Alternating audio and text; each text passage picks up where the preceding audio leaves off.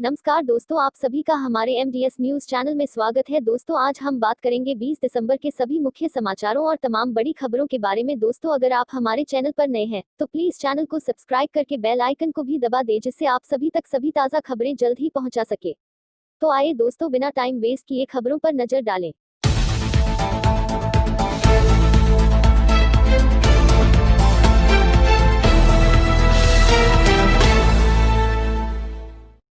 चलिए बढ़ते हैं आज के पहले अपडेट की ओर। Weather report. पंजाब, हरियाणा, चंडीगढ़ और दिल्ली NCR को लेकर मौसम विभाग ने जारी किया अलर्ट। भारत मौसम विज्ञान विभाग IMD ने शनिवार को कहा कि पंजाब, हरियाणा, चंडीगढ़ और दिल्ली के विभिन्न स्थानों पर लगातार शीतलहर की स्थिति बनी रहने की संभावना है। मौसम विभाग ने कहा, पश्चिम उत्तर प्रदेश के कुछ स्थानों पर, पंजाब, हरियाणा, चंडीगढ़ और दिल्ली में कई स्थानों पर ठंड की गंभीर लहर की स्थिति है। पूर्वी उत्तर प्रदेश और राजस्थान में अलग अलग स्थानों पर और जम्मू संभाग में अलग अलग स्थानों पर शीतलहर देखने को मिलेगी। हिमाचल प्रदेश, उत्तराखंड, बिहार और मध्य प्रदेश में अगले 24 घंटों के दौरान और उसके बाद शीतलहर का प्रकोप कम होगा। अगले 2 दिनों के दौरान उत्तर पश्चिम भारत के भागों में न्यूनतम और अधिकतम तापमान में कोई महत्वपूर्ण परिवर्तन नहीं हुआ है और बाद के 3 दिनों के दौरान न्यूनतम तापमान में 2 से 3 डिग्री सेल्सियस और अधिकतम तापमान में 4 से 5 डिग्री सेल्सियस की वृद्धि हुई है। सोनू सूद को लेकर बड़ी खबर सामने आई है। किसान आंदोलन पर बोले सोनू सूद, मैं खुद पंजाब से किसानों की दुर्दशा देखकर हो रहा दुख। लोकप्रिय अभिनेता सोनू सूद ने शुक्रवार को कहा कि 3 नए कृषि कानूनों का विरोध कर रहे किसानों की दुर्दशा देखकर उन्हें बहुत दुख हो रहा है। इसके साथ ही उन्होंने उनकी समस्याओं के समाधान की उम्मीद जताई। हरियाणा, पंजाब और अन्य राज्यों के हजारों किसान दिल्ली की सीमा पर नए कृषि कानूनों के खिलाफ प्रदर्शन कर रहे हैं। उन्हें डर है कि इससे न्यूनतम समर्थन मूल्य प्रणाली समाप्त हो जाएगी और उन पर बड़े कॉर्पोरेट का नियंत्रण हो जाएगा। इस साल कोरोना वायरस महामारी के दौरान प्रवासी श्रमिकों की मदद करने के प्रयासों के लिए सोनू सूद की खूब सराहना की गई थी। अभिनेता ने कहा कि वह इस बहस में नहीं पड़ना चाहते कि कौन सही है या कौन गलत, बल्कि वह केवल यह चाहते हैं कि किसानों की समस्याओं का समय पर समाधान हो। सोनू सूद ने कहा, यह बहुत दुखद है। मुझे पता है कि हर समस्या का समाधान है। मैं पंजाब में पैदा हुआ और बड़ा हुआ, मैंने किसानों के साथ समय बिताया है और मेरा मानना है कि अगर हम उन्हें समय दें तो पंजाबी समुदाय को प्यार से मनाया जा सकता है। सूद ने यह बात हुई द वीमेन नामक एक ऑनलाइन कार्यक्रम के दौरान कही, जहां वह पत्रकार बरखा दत्त के साथ बातचीत कर रहे। प्याज को लेकर बड़ी खबर। वैश्विक बाजार से भारत में सस्ता है प्याज, आयात की गुंजाइश नहीं। कुछ सप्ताह पहले तक बेकाबू प्याज की महंगाई ने देश के उपभोक्ताओं के खूब आंसू निकाले, मगर अब दुनिया के बाजारों के मुकाबले भारत में प्याज काफी सस्ता हो गया है। इसलिए फिलहाल आयात की गुंजाइश नहीं दिखती है, जबकि भारत सरकार ने प्याज आयात के नियमों में दी गई ढील को अगले साल 31 जनवरी तक बढ़ा दिया है। कारोबारियों की माने तो आयात की अब कोई जरूरत नहीं है, क्योंकि विदेशों में प्याज भारतीय बाजार के मुकाबले काफी महंगा है, जिससे आयात की कोई गुंजाइश नहीं बची है। प्याज का थोक भाव 15 रुपये से 25 रुपये के बीच।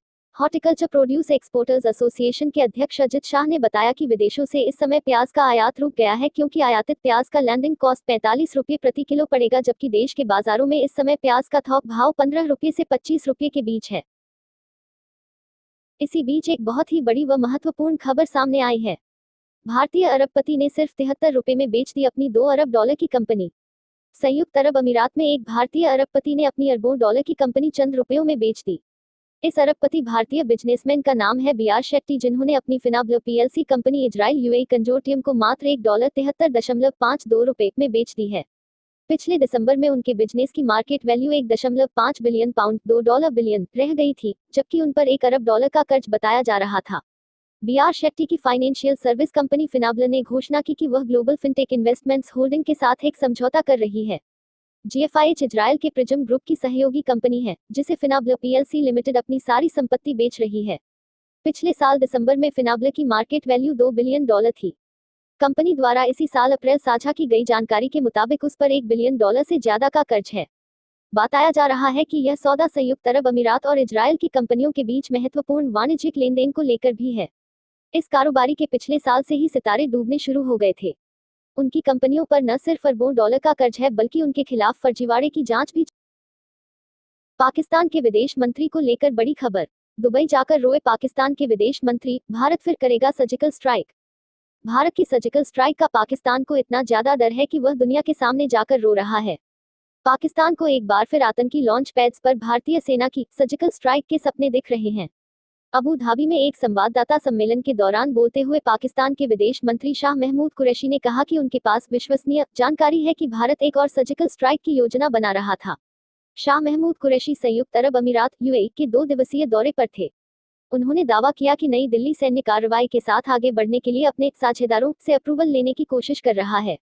डॉन.कॉम ने कुरैशी के हवाले से बताया, हमारी सेना और हमें जो जानकारी मिली है उसके अनुसार भारत पाकिस्तान के खिलाफ सर्जिकल स्ट्राइक की योजना बना रहा है। उन्होंने कहा, भारत पहले से ही अपने दूसरे साथी देशों के साथ इस मामले पर स्वीकृति लेने की कोशिश कर रहा है। द डॉन ने सूत्रों के हवाले से खबर दी है कि पाकिस्तानी सेना को भारतीय बलों द्वारा स्ट्राइक के संभावित खतरे के बीच हाई अलर्ट पर रखा गया है। बिपिन रावत की ओर से नेपाल को alert. Q series Bipin Rawat ने नेपाल को चीन की चालबाजी के बारे में दी चेतावनी। Chief of defence staff general Bipin Rawat ने नेपाल को सलाह दी कि वह चीन से दूर रहे, क्योंकि काठमांडू को श्रीलंका के अनुभव से सीखने की जरूरत है। रावत ने कहा कि चीन ने श्रीलंका और क्षेत्र के अन्य देशों के साथ समझौते किए। चीन विकासशील देशों में लोन के माध्यम में चुपचाप अरबों डॉलर का विस्तार करता है, जिसके बाद वह यहां पर रणनीतिक लाभ उठाना शुरू कर देते हैं। नेपाल के थिंक टैंक द्वारा आयोजित एक ऑनलाइन कार्यक्रम में अपने मुख्य भाषण में जनरल रावत ने यह कहने से पहले नई दिल्ली और काठमांडू के बीच गहरे और व्यापक संबंधों को रेखांकित किया कि नेपाल अपनी स्वतंत्र विदेश नीति के आधार पर चीन सहित अन्य देशों के लिए खोल रहा है। भारत के शीर्ष सैन्य अधिकारी ने कहा, नेपाल अंतर्राष्ट्रीय मामलों में स्वतंत्र रूप से कार्य करने के लिए स्वतंत्र है, लेकिन श्रीलंका और अन्य देशों से सतर्कता और सीख लेनी चाहिए, जिन्होंने अन्य देशों के साथ भी समझौते किए हैं। ब्राजील के राष्ट्रपति की ओर से बहुत बड़ा बयान। कोरोना का टीका लेने से इंसान बन जाएगा मगरमच्छ, महिलाओं की निकलेगी दाढ़ी। अमेरिका के बाद दुनिया में सबसे ज्यादा कोरोना का कहर ब्राजील में मचा हुआ है, लेकिन यहाँ के राष्ट्रपति जया बोल्सोनारो देश के लोगों को इस महामारी से बचाने की बजाय अजीब हरकतों में लगे हुए हैं। अब उन्होंने कोरोना वायरस के टीकों को लेकर ऐसा बयान दिया है जिसकी चर्चा दुनिया में चारों तरफ है। राष्ट्रपति जया बोल्सोनारो ने फाइजर बायोएनटेक द्वारा विकसित किए गए टीके के बारे में कहा कि इससे लोग मगरमच्छ बन सकते हैं या महिलाओं की दाढ़ी बढ़ सकती है। बोल्सोनारो ने पहले तो देश में कोरोना जैसी किसी बीमारी के बारे में ही मानने से मना कर दिया था और कहा था कि यह बस एक फ्लू है, लेकिन इस हफ्ते उन्होंने जोर देकर कहा कि लोगों को कोई टीका नहीं लगाया जाएगा। बोल्सोनारो ने कहा, फाइजर के अनुबंध में यह बहुत स्पष्ट है कि हम किसी भी दुष्प्रभाव के लिए जिम्मेदार नहीं हैं। चलिए बढ़ते हैं अगले बड़े अपडेट की ओर। अलास्का के पास भूकंप के झटके। अमेरिकी राज्य अलास्का के तट के पास शनिवार को भूकंप के मध्यम झटके महसूस किए गए। अमेरिकी भूवैज्ञानिक सर्वेक्षण USGS ने बताया कि रिक्टर पैमाने पर भूकंप की तीव्रता 5.0 मापी गई। भूकंप का केंद्र अलेउतियन द्वीप समूह के छोटे शहर सैंड पॉइंट से 91 किलोमीटर 56.5 मील उत्तर पश्चिम में सतह से 35.2 किलोमीटर की गहराई में स्थित था। भूकंप अंतर्राष्ट्रीय समयानुसार मध्यरात्रि के बाद 12:10 बजे आया था। भूकंप से किसी के भी हताहत होने या किसी तरह की क्षति की तत्काल कोई रिपोर्ट नहीं मिली है। इसी बीच एक बहुत बड़ी खबर सामने आई है। टीएमसी नेता जितेंद्र तिवारी ने लिया यू टर्न, पार्टी छोड़ने के बाद फिर की वापसी। तृणमूल कांग्रेस टीएमसी के विधायक जितेंद्र तिवारी ने यू टर्न लेने के बाद फिर से पार्टी में वापसी कर ली है।